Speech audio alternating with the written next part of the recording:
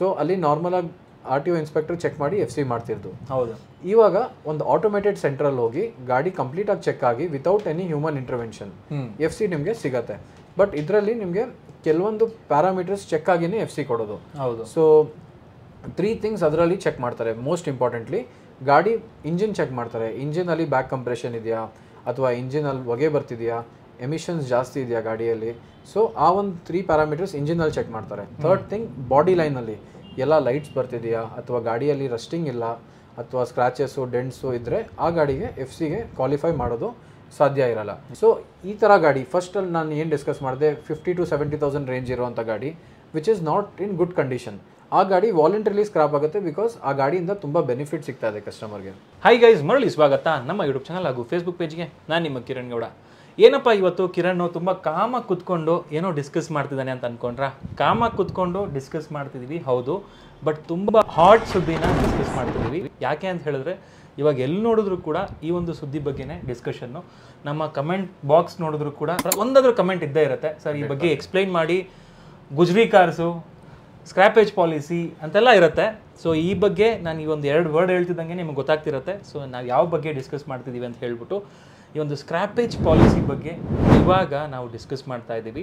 So ಈ ಒಂದು video ಬಂದ್ಬಿಟ್ಟು ಕಂಪ್ಲೀಟ್ ಡೀಟೇಲ್ಡ್ ಆಗಿರುತ್ತೆ. ಸೊ ಪಿನ್ ಟು ಪಿನ್ ಒಂದು ಡೀಟೇಲ್ಸು ಕೂಡ ಇದರಲ್ಲಿ ಇರುತ್ತೆ ಅಂತ ಹೇಳ್ಬೋದು. ಜೊತೆಗೆ ಏನಿಲ್ಲಿ ಡಿಸ್ಕಸ್ ಮಾಡ್ತಾ ಇದ್ದೀವಿ ಎಲ್ಲ ಇನ್ಫಾರ್ಮೇಷನ್ನು ಕೂಡ ನಿಮಗೆ ಪ್ರತಿಯೊಂದು ಆರ್ಟಿಕಲ್, ಗೌರ್ಮೆಂಟ್ ಆರ್ಟಿಕಲ್ಸ್ ಆಗಿರ್ಬೋದು, ಸೊ ಏನು ಮಾರ್ತ್ ಅಂತ ಇದೆ, ಸೊ ಆ ಒಂದು ಆರ್ಟಿಕಲ್ಸ್ ಆಗಿರ್ಬೋದು, ಮತ್ತು ಮೇಜರ್ ಏನು ಮೀಡಿಯಾ ಇದೆ, ಸೊ ಅದರಿಂದ ನಾವು ತೊಗೊಂಡಿರೋಂತಹ ಆರ್ಟಿಕಲ್ಸು ಅದನ್ನೆಲ್ಲ ನಿಮಗೆ ಕೆಳಗಡೆ ಡಿಸ್ಕ್ರಿಪ್ಷನ್ ಬಾಕ್ಸ್ನಲ್ಲಿ ಹಾಕಿರ್ತೀನಿ, ಚೆಕ್ ಮಾಡ್ಕೋಬೋದು. ಆ್ಯಂಡ್ ಸ್ಕ್ರೀನ್ ಮೇಲೂ ಕೂಡ ಕೆಲವೊಂದಷ್ಟು ಇಂಪಾರ್ಟೆಂಟ್ ಪಾಯಿಂಟ್ಸು ರನ್ ಆಗ್ತಾ ಇರುತ್ತೆ, ಚೆಕ್ ಮಾಡ್ಕೋಬೋದು. ನಮ್ಮ ಜೊತೆಗೆ ಈ ಒಂದು ಸ್ಕ್ರ್ಯಾಪೇಜ್ ಪಾಲಿಸಿ ಬಗ್ಗೆ ಮಾಹಿತಿ ಕೊಡೋಕ್ಕೆ ಸಾದತ್ ಅವರಿದ್ದಾರೆ.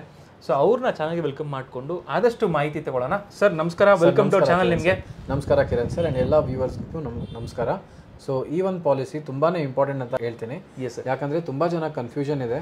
ಆ್ಯಂಡ್ ಕಾರ್ ಬೈಯರ್ಸ್ ಇರಲಿ, ಕಾರ್ ಬೈಯರ್ಸಿಂದ ಹೆಚ್ಚು ಕಾರ್ ಓನರ್ಸ್ಗೂ ತುಂಬಾ ಒಂದು ಕನ್ಫ್ಯೂಷನ್ ಆಗಿದೆ. ಹೌದು. ಸೊ ಈ ಯಾವ ಥರ ಇಂಪ್ಲಿಮೆಂಟ್ ಆಗುತ್ತೆ, ಏನು ಅಡ್ವಾಂಟೇಜಸ್ಸು, ಡಿಸ್ಅಡ್ವಾಂಟೇಜಸ್ಸು, ಆ್ಯಂಡ್ ಯಾವ ಪ್ರಾಸೆಸಲ್ಲಿ ಇಂಪ್ಲಿಮೆಂಟ್ ಆಗುತ್ತೆ, ಯಾವಾಗ ಆಗ್ಬೋದು, ಎಲ್ಲದನ್ನು ನಾವು ಡಿಸ್ಕಸ್ ಮಾಡೋಣ, ಇನ್ ಡೀಟೇಲ್ ಮಾಡೋಣ ಅಂತ ಸರ್. Yes sir. ಸೊ ಇವಾಗ ಮೊದಲನೇ ಕ್ವಶನ್ನು, ಸೊ ಎಲ್ರಿಗೂ ಇದೇ ಕ್ವಶನ್ ಇರೋದು. ಸ್ಕ್ರ್ಯಾಪೇಜ್ ಪಾಲಿಸಿ ಅನ್ನೋದಕ್ಕಿಂತ ಹೆಚ್ಚಾಗಿ ಇದು ಅಫಿಷಿಯಲ್ ವರ್ಡ್ ಆಗೋಯ್ತು. ತುಂಬ ಜನ ಇದನ್ನ ಯೂಸ್ ಮಾಡ್ತಿರೋದು ಗುಜ್ರಿ ನೀತಿ, ಅದರಲ್ಲೂ ಕೂಡ ಬರೀ ಗುಜ್ರಿ ಅಂತ ಹೇಳಿ ಎಲ್ಲ ಕಡೆ ಸೆನ್ಸೇಷನ್ ಆಗ್ಬಿಟ್ಟಿದೆ. ಕರೆಕ್ಟ್. ಸೊ ಏನಿದು ಗುಜ್ರಿ ನೀತಿ ಅಂತ ಹೇಳಿದ್ರೆ ಅಥವಾ ಸ್ಕ್ರ್ಯಾಪೇಜ್ ಪಾಲಿಸಿ? ಇದನ್ನ ವೆಹಿಕಲ್ ಸ್ಕ್ರಾಪೇಜ್ ಪಾಲಿಸಿ ಅಂತಾರೆ ಅಥವಾ ವಾಲಂಟರಿ ವೆಹಿಕಲ್ ಸ್ಕ್ರಾಪೇಜ್ ಪ್ರೋಗ್ರಾಮ್ ಅಂತಾನು ಕೇಳ್ಬೋದು. ಸೊ ಇದು ಮೇನ್ ಥಿಂಗ್ ಏನಂದ್ರೆ ವಾಲಂಟರಿ ಪಾಲಿಸಿ ಅಂತ ನಾನು ಹೇಳ್ತಾ ಹೋಗ್ತೀನಿ. ಹೌದು. ಸೊ ನೀವು ಮ್ಯಾಂಡೇಟ್ರಿಲಿ ಮಾಡಬೇಕು ಅಂತ ಏನು ಪಾಲಿಸಿ ಇಂಪ್ಲಿಮೆಂಟ್ ಆಗ್ತಿಲ್ಲ. ಸೊ ಈ ಒಂದು ಪಾಲಿಸಿಯಲ್ಲಿ ಇಂಪ್ಲಿಮೆಂಟ್ ಆದಮೇಲೆ 3 phases ಅಲ್ಲಿ ಇಂಪ್ಲಿಮೆಂಟ್ ಮಾಡ್ತಾರೆ. ಸೊ ಫಸ್ಟ್ ಫೇಸ್ ಈಗ ಎಲ್ಲರಿಗೆ ಗೊತ್ತಿರೋ ಹಂಗೆನೆ 1st April 2023 ಇಂದ ಸ್ಟಾರ್ಟ್ ಆಗುತ್ತೆ. ಸೊ ಆ ಫಸ್ಟ್ ಫೇಸಲ್ಲಿ ಏನಾಗ್ತಿದೆ ಅಂದರೆ government vehicles as well as government buses, transport vehicles ಇರುತ್ತೆ, ಆಂಬುಲೆನ್ಸ್ ಇರುತ್ತೆ, ಗೌರ್ಮೆಂಟ್ ವರ್ಕರ್ಸ್ಗೆ ಗಾಡಿ ಕೊಟ್ಟಿರ್ತಾರೆ. ಸೊ ಆ ಒಂದು ಮಿಲಿಟರಿ ವೆಹಿಕಲ್ಸ್ನ ಬಿಟ್ಟು, yes, military and emergency as well as defence ವೆಹಿಕಲ್ಸ್ನ ಬಿಟ್ಟರೆ ಎಲ್ಲ ಗಾಡಿ ಗೌರ್ಮೆಂಟ್ ಅಂಡರ್ಟೇಕಿಂಗ್ ಅಲ್ಲಿ ಇರುತ್ತಲ್ಲ, ಸೊ ಆ ಗಾಡಿ 15 ವರ್ಷ ಏಜ್ ಆದಮೇಲೆ ಸ್ಕ್ರಾಪ್ ಮಾಡಬೇಕಂತ ಒಂದು ನೀತಿ ಅಲ್ಲಿ ಫಸ್ಟ್ ಫೇಸಲ್ಲಿ ಇಂಪ್ಲಿಮೆಂಟ್ ಆಗ್ತಾ ಬರ್ತಾ ಇದೆ. Irrespective of condition as well as 15 years cross ಆಗಿರುವಂಥ ಗಾಡಿನೂ ಇಮಿಡಿಯೇಟ್ಲಿ ಫ್ರಮ್ 1st April 2023 ಇಂದ ಸ್ಕ್ರಾಪ್ ಆಗ್ತಾ ಇದೆ. ಹಾಗಾಗಿನೇ ಆಕ್ಚುಲಿ ವೀಕ್ಷಕರೇ ತುಂಬ ಜನಕ್ಕೆ ಗೊತ್ತಿಲ್ಲ ಈ ಒಂದು ಏನು ಸ್ಕ್ರ್ಯಾಪೇಜ್ ಪಾಲಿಸಿ ಅಂತಿದೆ, ಇಷ್ಟೊಂದೆಲ್ಲ ಸುದ್ದಿಗೆ ಏನಕ್ಕಪ್ಪ ಬಂತು ಅಂತ ಹೇಳಿದ್ರೆ ಇದು ಇನ್ನೇನು ಹತ್ರ ಬಂದಿದೆ first phase. Almost not just one month 10 days ಇದೆ ಅಷ್ಟೇ. ಬಟ್ ಇದು ನಿಮ್ಗೆ ಗೊತ್ತಿರಲಿ, ಇದು ಫಸ್ಟ್ ಫೇಸ್. ಇನ್ನು actually second phase, third phase ಇದೆ. So second phase, third phase ಅಲ್ಲಿ ಏನಾಗುತ್ತೆ ಅಂತ ಹೇಳ್ಬಿಟ್ಟು ನಮ್ಗೆ ಹೇಳ್ತಾರೆ. ಸೊ ಈ ಫಸ್ಟ್ ಫೇಸ್ ಇಂಪ್ಲಿಮೆಂಟ್ ಆದಮೇಲೆ ಸೊ 1st April ಇಂದಾನೆ ಸೆಕೆಂಡ್ ಫೇಸ್ದು ಇಂಪ್ಲಿಮೆಂಟೇಷನ್ ಸ್ಟಾರ್ಟ್ ಆಗ್ತದೆ. ಸೊ ಕಮರ್ಷಿಯಲ್ ವೆಹಿಕಲ್ಸ್ ಅಥವಾ ಹೆವಿ ಗೂಡ್ಸ್ ವೆಹಿಕಲ್ ಇರುತ್ತಲ್ಲ, ಸೊ ಆ ಒಂದು ಗಾಡಿಗೆ ಜಸ್ಟ್ ಫಾರ್ ದೋಸ್ ವೆಹಿಕಲ್ಸ್ ಆ ಆಟೋಮೇಟೆಡ್ ಸೆಂಟ್ರಲ್ಲಿ ಫಿಟ್ನೆಸ್ ಸ್ಟಾರ್ಟ್ ಮಾಡ್ತಿದ್ದಾರೆ. ಸೊ ಹೆಂಗಾಗತ್ತಂದರೆ ಫ್ರಮ್ ನೆಕ್ಸ್ಟ್ ಇಯರ್, ಈಗ 1st June 2024 ಏನು ಬರ್ತಿದೆ ಆ ಟೈಮಿಂದ ಸೆಕೆಂಡ್ ಫೇಸ್ ಇಂಪ್ಲಿಮೆಂಟೇಷನ್ ಸ್ಟಾರ್ಟ್ ಆಗುತ್ತೆ. ಅದರಲ್ಲಿ ಹೆಂಗಿದೆ ಅಂದರೆ ಕಮರ್ಷಿಯಲ್ ವೆಹಿಕಲ್ಸು 8 years ಏಜ್ ಆದಮೇಲೆ normally commercial vehicles every alternate year FC ಮಾಡ್ತಿದ್ವಿ. ಸೊ ಇವಾಗ ಏನಾಗುತ್ತೆ, ಎವ್ರಿ ಇಯರ್ FC ಮಾಡಬೇಕಾಗಿರುತ್ತೆ. ಸೊ ಆ FC ಮಾಡ್ತಿರೋದ್ರ ರೀತಿ ಸ್ವಲ್ಪ ಚೇಂಜ್ ಆಗಿದೆ. ಮುಂಚೆ ಮ್ಯಾನ್ಯುವಲಿ FC ಮಾಡ್ತಿದ್ರು, ಇವಾಗ ಆಟೋಮೇಟೆಡ್ ಸೆಂಟರ್ ಗೌರ್ಮೆಂಟ್ ಏನು ಮಾಡ್ತದೆ ಅದರಲ್ಲಿ FC ಮಾಡ್ತಿರೋದು. ಸೊ ಆ ಒಂದು ಪ್ರಾಸೆಸ್ ಏನಿದೆ ಕಂಪ್ಲೀಟ್ಲಿ ಆಟೋಮೇಟೆಡ್ ಆಗಿದೆ. So without any human intervention, based on vehicle condition as well as without any bribes or any other thing into consideration ಅದನ್ನು ಇಂಪ್ಲಿಮೆಂಟ್ ಮಾಡಬೇಕಂತ ಗೌರ್ಮೆಂಟ್ ಒಂದು ನೀತಿ ತಂದಿರೋದು. ಸೊ ಸೆಕೆಂಡ್ ಫೇಸಲ್ಲಿ ಅದು ಯೆಲ್ಲೋ ಬೋರ್ಡ್ ವೆಹಿಕಲ್ಗೆ ಸೇರುತ್ತೆ. Okay. So third and most important phase of scrappage policy, ತುಂಬ ಜನ ಇದರ ಬಗ್ಗೆನೇ ವೇಟ್ ಮಾಡ್ತಿರ್ತಾರೆ. ಹೌದು. ಸೊ ಇದನ್ನು ಪ್ರೈವೇಟ್ ವೆಹಿಕಲ್ಸ್ಗೆ ಯಾವ ಥರ ಎಫೆಕ್ಟ್ ಆಗುತ್ತಂತ. ಸೊ ಪ್ರೈವೇಟ್ ವೆಹಿಕಲ್ಸ್ಗೆ 15 years FC ಪೀರಿಯಡ್ ಇರುತ್ತೆ. ಸೊ ಆ FC ಪೀರಿಯಡ್ ಎಂಡ್ ಆಗ್ತಾ ಬಂದರೆ ಗಾಡಿ ನಾವು FC ಮಾಡೋಕೆ ಹೋಗ್ತಾ ಇದ್ದೀವಿ. ಸೊ ಇವಾಗ ಏನು ಡಿಫ್ರೆನ್ಸ್ ಇರುತ್ತೆ ಅಂದರೆ, ನಾರ್ಮಲಿ FC RTOಗೆ ಹೋಗುತ್ತೆ. ಸೊ ಅಲ್ಲಿ ನಾರ್ಮಲಾಗಿ RTO ಇನ್ಸ್ಪೆಕ್ಟರ್ ಚೆಕ್ ಮಾಡಿ FC ಮಾಡ್ತಿರ್ದು. ಹೌದು. ಇವಾಗ ಒಂದು ಆಟೋಮೇಟೆಡ್ ಸೆಂಟ್ರಲ್ಲಿ ಹೋಗಿ ಗಾಡಿ ಕಂಪ್ಲೀಟಾಗಿ ಚೆಕ್ ಆಗಿ without any human intervention FC ನಿಮಗೆ ಸಿಗತ್ತೆ. ಬಟ್ ಇದರಲ್ಲಿ ನಿಮಗೆ ಕೆಲವೊಂದು ಪ್ಯಾರಾಮೀಟರ್ಸ್ ಚೆಕ್ ಆಗಿನೇ FC ಕೊಡೋದು. ಹೌದು. ಸೊ 3 things ಅದರಲ್ಲಿ ಚೆಕ್ ಮಾಡ್ತಾರೆ. ಮೋಸ್ಟ್ ಇಂಪಾರ್ಟೆಂಟ್ಲಿ ಗಾಡಿ ಇಂಜಿನ್ ಚೆಕ್ ಮಾಡ್ತಾರೆ. ಇಂಜಿನಲ್ಲಿ ಬ್ಯಾಕ್ ಕಂಪ್ರೆಷನ್ ಇದೆಯಾ, ಅಥವಾ ಇಂಜಿನಲ್ಲಿ ಹೊಗೆ ಬರ್ತಿದೆಯಾ, ಎಮಿಷನ್ಸ್ ಜಾಸ್ತಿ ಇದೆಯಾ ಗಾಡಿಯಲ್ಲಿ.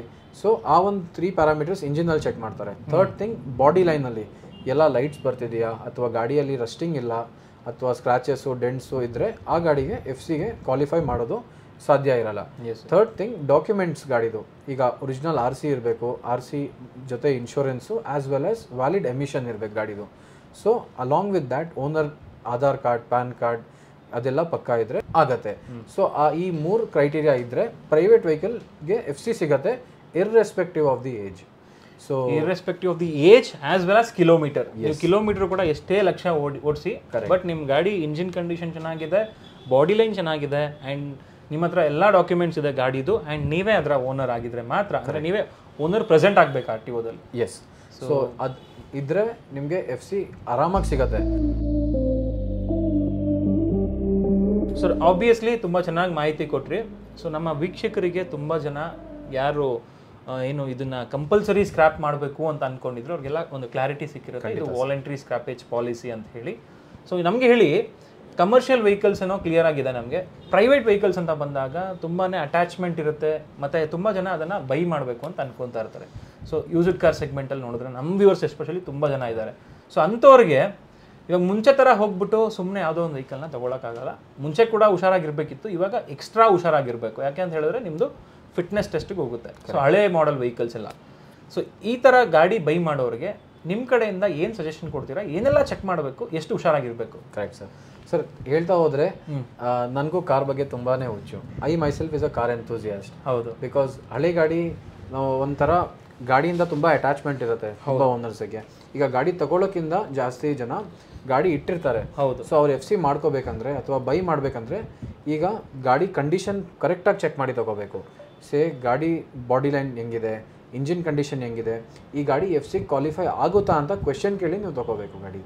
ಸೊ ಆ ಒಂದು ಗಮನ ಇಟ್ಕೋಬೇಕು. ಯಾಕಂದರೆ ತುಂಬ ಜನ ಇರ್ತಾರೆ, ಯಾವುದೋ ಒಂದು ಗಾಡಿ ಕಮ್ಮಿಗೆ ಸಿಗ್ತಾ ಇದೆ, 80,000 ಆಗಿದೆ, 60,000 ಆಗಿದೆ, 50,000 ರೂಪಾಯಿಗಿದೆ ಅಂತ ತುಂಬ ಜನ ಏನು ಮಾಡ್ತಾರೆ, ಕಂಡೀಷನ್ ಆವ್ರೇಜ್ ಇದ್ರೂ ಕೂಡ ಗಾಡಿ ಎತ್ಕೊಂಡು ಬಂದುಬಿಡ್ತಾರೆ. ಸೊ ನೆಕ್ಸ್ಟ್ ಈಗ FCಗೆ ಹೋದಾಗ ಆಫ್ಟರ್ 2 years 1 year ಆದಮೇಲೆ FCಗೆ ಕ್ವಾಲಿಫೈ ಆಗಿಲ್ಲ ಅಂದರೆ ಆ ಗಾಡಿ ಸ್ಕ್ರಾಪ್ಗೆ ಹೋಗುತ್ತೆ. ಸೊ ನಾವೀಗ ಹಳೆ ಗಾಡಿ ತೊಗೋತಾ ಇದ್ದೀವಿ, 20 ವರ್ಷ ಆಗಲಿ ಗಾಡಿ ಪರವಾಗಿಲ್ಲ, ನಮ್ಮ ಹತ್ರನೂ ಗಾಡಿ ಆ ಥರ ಇದೆ. ಬಟ್ ಗಾಡಿ ರೋಡ್ ವರ್ದಿ ಇದೆಯಾ, ಗಾಡಿ ಕಂಡೀಷನ್ ಚೆನ್ನಾಗಿದೆಯಾ, ಅದು ನೀವು ಕ್ವೆಶ್ಚನ್ ಮಾಡಬೇಕು ಮುಂದೆ. ಸೊ ಆ ಒಂದು ಗಮನ ಇಟ್ಕೊಂಡು ನೀವು ಸೆಕೆಂಡ್ ಹ್ಯಾಂಡ್ ಗಾಡಿನೂ ತೊಗೋಬೋದು. ಈವನ್ ಆ ಗಾಡಿ 25-30 years ಓಲ್ಡ್ ಇದ್ದರೂ ಕೂಡ, ಈಗ ನಮ್ಮ ಹತ್ರ ಕೂಡ ಒಂದು 35 year old ಅಂಬಾಸಿಡರ್ ನಿಂತಿದೆ. ಆ ಗಾಡಿ ನಾವು ತುಂಬಾ ಒಂದು 50 years ಆಗಲಿ ಅಂತಲೇ ಇಟ್ಕೊಂಡಿರೋದು. Because we want the vintage status to come on that car ಅಂತ. ಸೊ ಆ ಥರ ತುಂಬ ಜನ ಗಾಡಿಗಳು ಇಟ್ಟಿರ್ತಾರೆ, ಅಥವಾ ಬೈ ಮಾಡೋಕ್ಕೆ ಅವ್ರಿಗೆ ತುಂಬಾ ಕನಸಿರುತ್ತೆ. ಈಗ ಡ್ರೀಮ್ ಕಾರ್ ಅಂತಲೇ ಇರುತ್ತೆ, ನಾವು ಚಿಕ್ಕ ವಯಸ್ಸಿಂದ ಇರೋದ್ರಿಂದ ದೊಡ್ಡವರಾದ್ಮೇಲೆ ಆ ಗಾಡಿ ತೊಗೋಬೇಕು ಅಂತ ಒಂದು ಮೈಂಡಲ್ಲಿ ಇರುತ್ತೆ. ಸೊ ಏನು ಗಾಬರಿ ಪಡೋದು ಏನು ವಿಷಯ ಇಲ್ಲ. ಒಳ್ಳೆ ಗಾಡಿ ಚೆಕ್ ಮಾಡಿಬಿಟ್ಟು ತೊಗೊಳ್ಳಿ. ಒಂದು 20,000 ಜಾಸ್ತಿ ಕೊಟ್ಬಿಡಿ. ನೀವು ಗಾಡಿ ತಗೋತಾ ಹೋಗೋ ಟೈಮಲ್ಲಿ 20,000-30,000 ಜಾಸ್ತಿ ಕೊಟ್ಟರು ಕೂಡ ಒಳ್ಳೆ ಗಾಡಿ ತಗೊಬಂದರೆ ನೆಕ್ಸ್ಟ್ ನಿಮಗೆ ಪ್ರಾಬ್ಲಮ್ ಆಗಲ್ಲ ಸರ್. ಅದು ನಮ್ಗೆ ಹೇಳಿ, ಏನು ಅಡ್ವಾಂಟೇಜಸ್ ಆಗುತ್ತೆ ಇದರಿಂದ? ಅಂದರೆ ಈ ಒಂದು ಸ್ಕ್ರಾಪೇಜ್ ಪಾಲಿಸಿಯಿಂದಾಗಿ ಅಡ್ವಾಂಟೇಜಸ್ ಏನಿದೆ?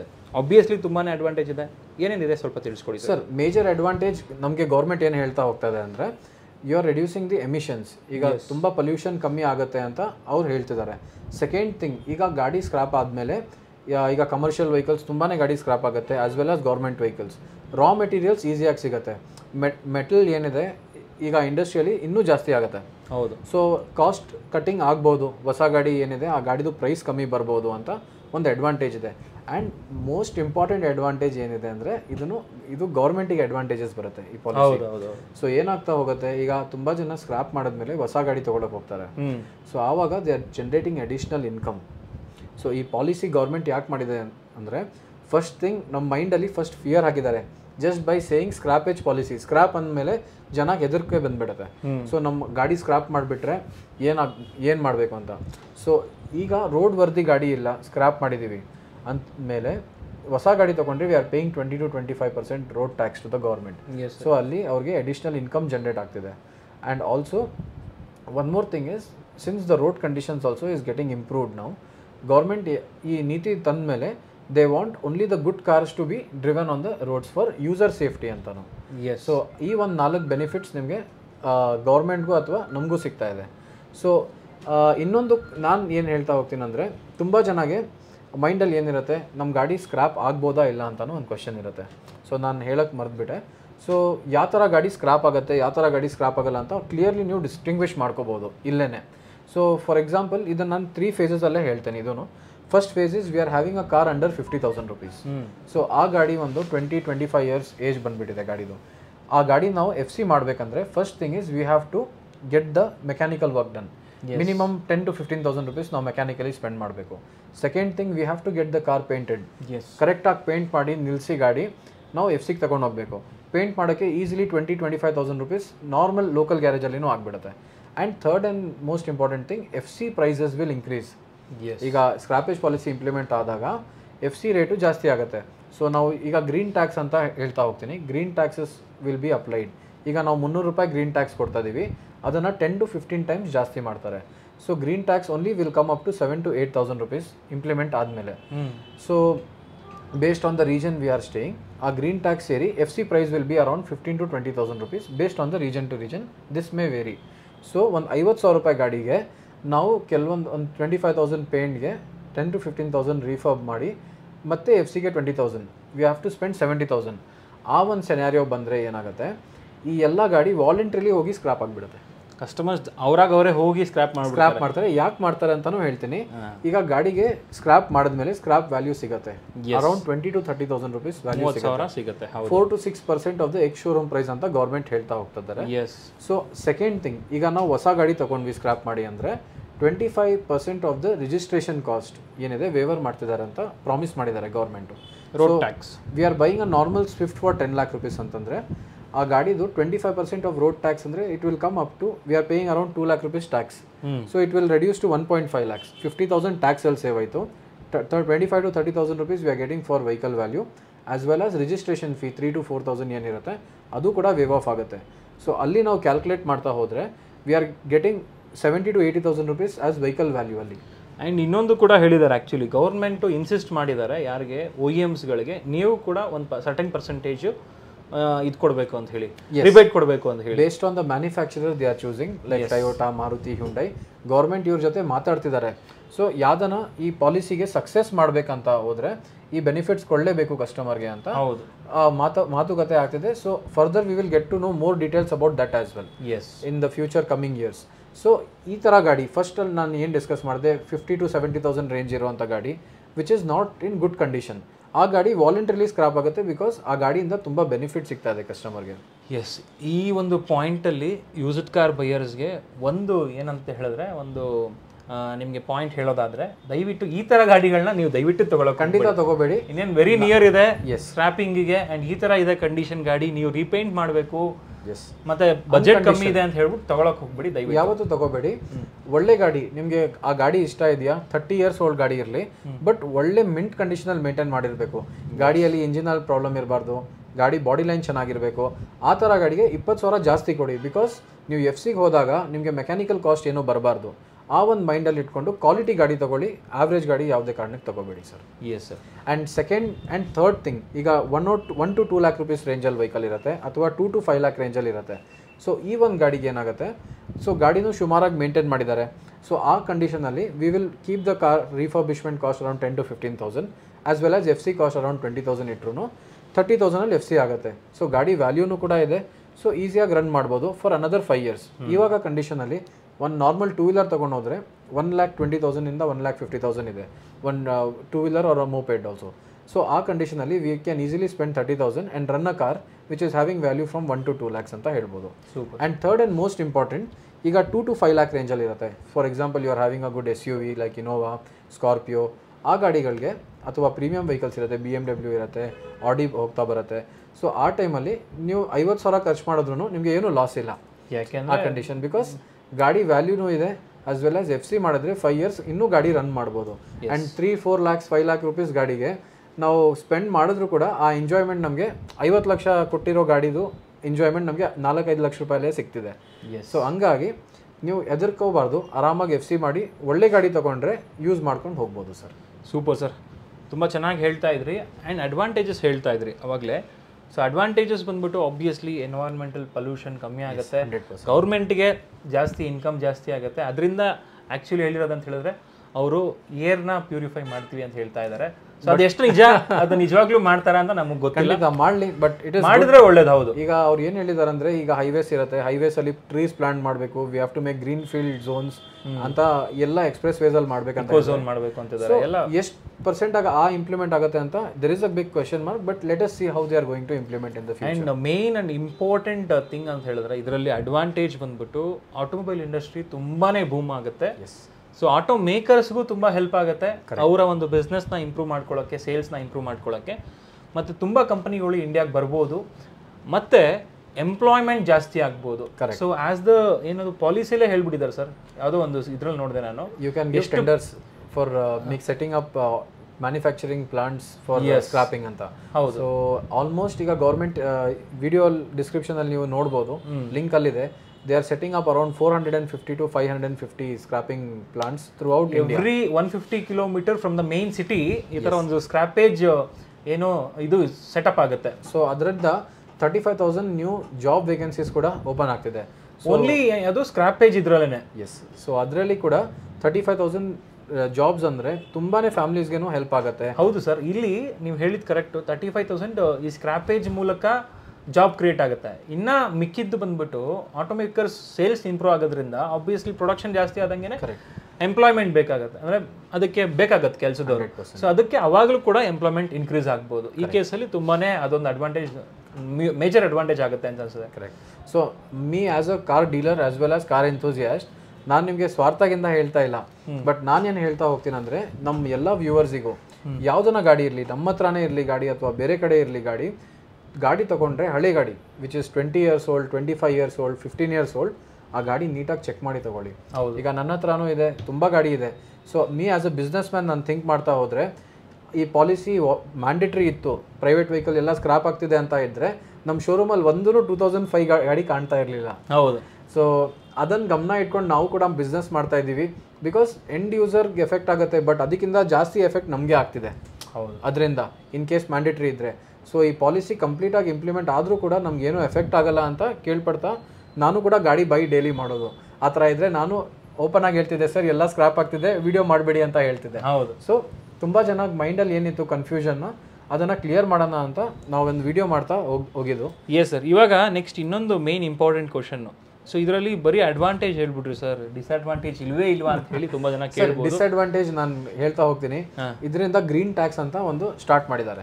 Green tax already we are paying from last year only, V are paying green tax. ಅದು ಸುಮಾರು ಗ್ರೀನ್ ಟ್ಯಾಕ್ಸ್ ಅಂದ್ರೆ ಏನು ಅಂತ ಹೇಳ್ಬಿಡಿ ಸರ್ ಸ್ವಲ್ಪ. ಸರ್, ಗ್ರೀನ್ ಟ್ಯಾಕ್ಸ್ ಅಂತ it is a kind of tax which is levied by the government for the vehicle owners. ಆ ಟ್ಯಾಕ್ಸಿಂದ ಏನು ಅಮೌಂಟ್ ಕಲೆಕ್ಟ್ ಆಗುತ್ತೋ, ನಾವು ಮುಂಚೆನೇ ಹೇಳಿದ್ವಿ, ಆ ಅಮೌಂಟ್ ಅವರು they are going to plant more trees and create a green ecosystem. Yes. Like greenfield zones in the highways and planting more trees so that they can improve the air condition as well.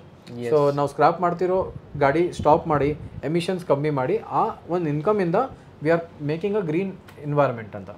S yes. So ಆ green tax ಇವಾಗ 300 ರೂಪಾಯಿ ಏನು ಕಟ್ತಾ ಇದ್ದೀವಿ, ಅದನ್ನು 15 to 20 times ಜಾಸ್ತಿ ಆಗುತ್ತೆ. So FC price will increase. ಈಗ ನಾವು ನಾರ್ಮಲ್ ಆಗಿ 2,800 rupees FC ಚಲನ್ ಇದೆ, but we are paying 6,000 to 7,000 for FC price. ಆ ಟೈಮಲ್ಲಿ government valuation only for FC will come around 12,000 to 14,000. ಆವಾಗ ನಮಗೆ FC ಮಾಡೋಕ್ಕೆ ಕಮ್ಮಿ ಅಂದ್ರೂ 20,000 ರೂಪಾಯಿ ಆಗುತ್ತೆ. ಏನಕ್ಕೆ ಅಂತ ಗೊತ್ತು, ಇವರು ಹೇಳ್ತಿದ್ದಾರೆ. Yes yes, because in RTO there are a lot of stages. Maybe ಈ ಆಟೋಮೇಷನ್ ಬಂದ್ಮೇಲೆ ಸ್ವಲ್ಪ ಅದು ಕಮ್ಮಿ ಆಗ್ಬೋದಾ ಅಂತ ಅಂದ್ಬಿಟ್ಟು ಈ ಥರ. Sir, because for example as a buyer or as an individual ನಾವು ಆರ್ ಟಿ ಒಗೆ ಹೋಗಿ ಒಂದು ಗಾಡಿಗೆ ನಾವು ಎಫ್ ಸಿ ಮಾಡ್ಕೊಂಡು ಬರ್ಬೋದು. But as a dealer we have to do F Cs for multiple cars. Say we are doing for 10 vehicles in a week. You have to depend on the agent. Yeah, we have to depend on the agent and we have to give them some kind of extra money to get it done. Yes. So avaga namgu benefited, we are also getting benefited, as well as the buyer who's buying from me is also happy. So ಈ ಕೇಸಲ್ಲಿ disadvantage ಅಂತ ಬಂದಾಗ ಇದು major disadvantage ಆಗುತ್ತೆ. ಯಾಕೆ ಅಂತ ಹೇಳಿದ್ರೆ ಇವಾಗ ತುಂಬಾ ಜನ ಗಾಡಿನ ಯಾವ ತರ ಇಟ್ಕೊಂಡಿರ್ತಾರೆ ಅಂತ ಹೇಳಿದ್ರೆ, ನೀವೇ ಹೇಳಿದ್ರಿ ಒಂದು ಅಂಬಾಸಡರ್ ಇಟ್ಕೊಂಡಿದ್ದೀರಾ ಅಂದ್ಬಿಟ್ಟು. ಖಂಡಿತ. ಸೊ ಆ ತರ ಒಂದು ಕಂಡೀಷನ್ ಅಲ್ಲೂ ಕೂಡ ಇಟ್ಕೊಂಡಿರ್ತಾರೆ ಗಾಡಿನ. ನನ್ನ ಗಾಡಿ ಚಿನ್ನದ ತರ ಇಟ್ಕೊಂಡಿರ್ತಾರೆ. ನನಗೂ ಗೊತ್ತಿರಲಿಲ್ಲ. ಸೊ 2 years ಬ್ಯಾಕ್ ಈ ಪಾಲಿಸಿ ಬಗ್ಗೆ ಏನು ಮಾಹಿತಿ ಇರಲಿಲ್ಲ. ಹೌದು. ಸೊ ಯೂನಿಯನ್ ಬಜೆಟ್ 2020-21 ನೀವು ಓಪನ್ ಮಾಡಿ ಚೆಕ್ ಮಾಡಿದ್ರೆ ಆ ಬಜೆಟ್ ಆದ್ಮೇಲೆ ಈ ಎಲ್ಲ ಡೀಟೇಲ್ಸ್ ಬಂತಿದ್ದು ಆಚೆ. ಸೊ ಅದಕ್ಕೆ ಮುಂಚೆ ನಮಗೂ ಕನ್ಫ್ಯೂಷನ್ ಇತ್ತು, ಈ ಗಾಡಿ ಸ್ಕ್ರಾಪ್ ಆಗ್ಬಿಡತ್ತೆ, ನಮ್ಮ ಗಾಡಿನೂ ಸ್ಕ್ರಾಪ್ ಆಗ್ಬಿಡತ್ತೆ, 15 ವರ್ಷ ಹಳೆ ಗಾಡಿ ತಗೋಬಾರ್ದು ಅಂತ. ಸೊ ಅದು ಬಂದ್ ಆದ್ಮೇಲೆ ನಮಗೂ ಕ್ಲಾರಿಟಿ ಸಿಕ್ತು. ಆ್ಯಂಡ್ ಈ ಪಾಲಿಸಿ ಇಂಪ್ಲಿಮೆಂಟ್ ಆಗ್ತಿರೋದು ಈ ಡೇಟಿಂದ. ಸೊ ಅಷ್ಟೊಂದು ಡೀಟೇಲ್ಸ್ ತುಂಬ ಚೆನ್ನಾಗಿ ಆಚೆ ಗೊತ್ತಿರಲಿಲ್ಲ. ಸೊ ಇವಾಗ ಎಲ್ಲ ಆರ್ಟಿಕಲ್ಸ್ ಬಂದಿದೆ. ತುಂಬ ಚೆನ್ನಾಗಿ ಒಂಥರ ಫಿಯರ್ ಅಂತ ಬಂದ್ಬಿಡ್ತು ಮೈಂಡಲ್ಲಿ. ಸೊ ಇವಾಗ 1st April ಎಲ್ಲ ಗಾಡಿ ತೆಗಿಬಿಟ್ಟಿದ್ದಾರೆ ಅಂತ. ಸೊ ಆ ಒಂದು ವಿಷಯಕ್ಕೆ ಬನ್ನಿ, ಕ್ಲಾರಿಟಿ ಕೊಡೋಣ ಅಂತ ಒಂದು ವಿಡಿಯೋ ಮಾಡೋಣ ಅಂತ. ಆ್ಯಕ್ಚುಲಿ ನಾನು ಕಾಲ್ ಮಾಡ್ಬೇಕಂತಾನೆ ಇದ್ದಿ, ನಿಮಗೂ ನಾನೇ ಕಾಲ್ ಮಾಡಿದ್ರಲ್ಲ ಸರ್. ಸೊ ನಾನು ನಿಮಗೆ ಜಸ್ಟ್ ಎಕ್ಸ್ಪ್ಲೇನ್ ಮಾಡಿದೆ. ಸೊ ನೀವು ತುಂಬಾ ಇಂಪ್ರೆಸ್ ಆಗಿ ಬನ್ನಿ ಜೊತೆಗೆ ಮಾಡೋಣ ಅಂತ ಒಂದು ವಿಡಿಯೋ ಮಾಡಿದ್ದೆ. Content sir, obviously YouTubers content, ಯಾಕಂದ್ರೆ ತುಂಬಾ ಚೆನ್ನಾಗಿ ಬೆನಿಫಿಟ್ ಆಗ್ತದೆ. ಹೌದು. And they will get clarity. So ಇವಾಗ ಗಾಡಿ ತಗೊಂಡ್ರೆ they have to be careful, they have to check the car. ಒಂದು ಗಾಡಿ ಅಂದಮೇಲೆ ತುಂಬಾ ಕಮ್ಮಿಗೆ ತಗೊಬಂದ್ಬಿಟ್ಟಿದೀವಿ ಅಂತ ಇರಬಾರ್ದು, ಒಳ್ಳೆ ಗಾಡಿ ತಗೊಬಂದಿದೀವಿ ಅಂತ ಇರಬೇಕು.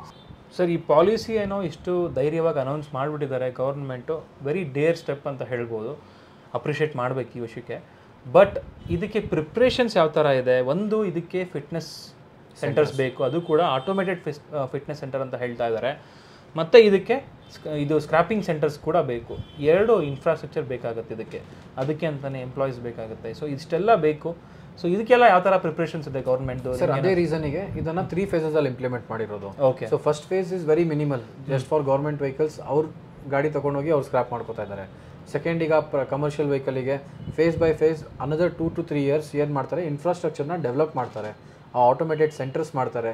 ಅದಾದಮೇಲೆ ನಮಗೆ ಎಫ್ ಸಿಗೆ ಅಲ್ಲಿ ತೊಗೊಂಡೋಗಿ ನಾವು ಎಫ್ ಸಿ ಮಾಡಬೇಕು. ಸೊ ಇದು ಇಮಿಡಿಯೇಟ್ ಎಫೆಕ್ಟಿಗೆ ಅಂತೂ ಬರ್ತಿಲ್ಲ.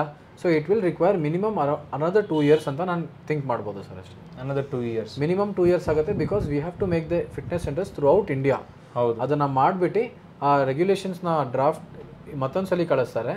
ಅದಾದಮೇಲೆ ನಾವು ಗಾಡಿಯಲ್ಲಿ ತೊಗೊಂಡೋಗಿ ಎಫ್ ಸಿ ಮಾಡೋದು ಸರ್. ಆಲ್ರೆಡಿ ವೀಕ್ಷಕರೇ, ಈ ಒಂದು ಏನು ಫಿಟ್ನೆಸ್ ಸೆಂಟರ್ಸ್ ಆಗಿರ್ಬೋದು, ಆಟೋಮೇಟೆಡ್ ಫಿಟ್ನೆಸ್ ಸೆಂಟರ್ಸ್ ಮತ್ತು ಸ್ಕ್ರಾಪೇಜ್ ಸೆಂಟರ್ಸ್ಗಳಿಗೆ ಆಲ್ರೆಡಿ ಟೆಂಡರ್ ಎಲ್ಲ ಕರೆದಿದ್ದಾರೆ ಅನ್ಸುತ್ತೆ. ಎಸ್. ಅಂಡ್ 141 ಅಪ್ಲಿಕೇಶನ್ಸ್ ಏನೋ ಬಂದಿದೆ. ಅದರಲ್ಲಿ 141 ಅಪ್ಲಿಕೇಶನ್ಸ್ ಅಪ್ರೂವ್ ಆಗಿದೆ. ಆ್ಯಂಡ್ ಇನ್ನೂ 450 to 400 ಸೆಂಟರ್ಸ್ ಮಾಡಬೇಕಂತ ಗೌರ್ಮೆಂಟ್ ಡಿಸೈಡ್ ಮಾಡಿದ್ದಾರೆ.